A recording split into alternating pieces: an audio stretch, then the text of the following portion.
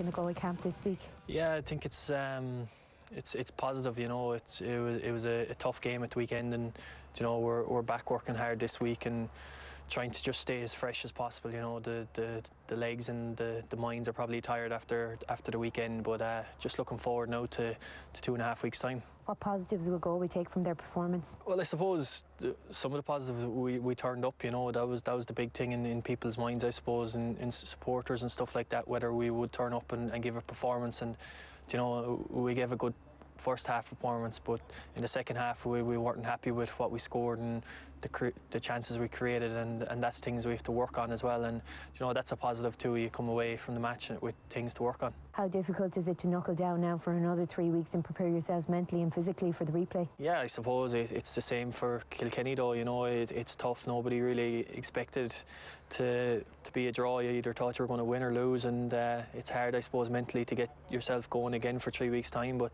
it's the same for everybody, and we're just looking forward to it and working hard in training. Joe Canning and Farbucht, Do you think it will be an adequate challenge to prepare you for your meeting with Kilkenny? Well, I suppose Antrim would have been disappointed with their performance on the day, and we just came here to win the match and get to a final, and we were happy to do that.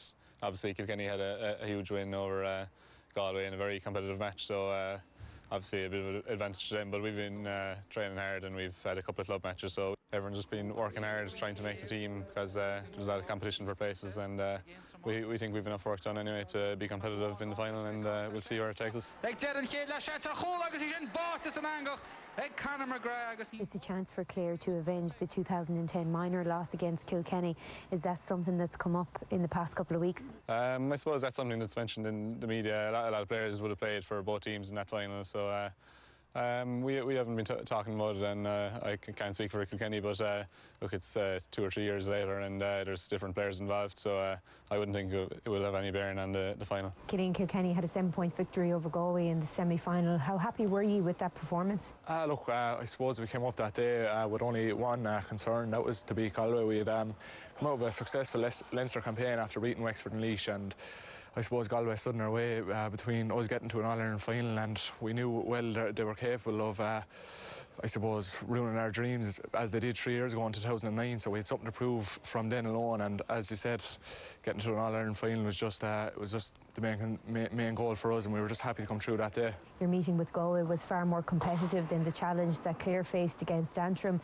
Do you think that'll stand to you? Yeah, look, I suppose you want to be tested every day you go out, but no, I suppose we managed to put in a good performance against Galway, and what can you say about Clare? Look, they ran right that day, and we know they're capable all over the field, and they have a few danger men especially, and obviously as much as I'm sure they've looked into us, we've looked into them as well, and we're just trying to prepare, I suppose, ourselves, but at the same time keeping the Clare men in mind.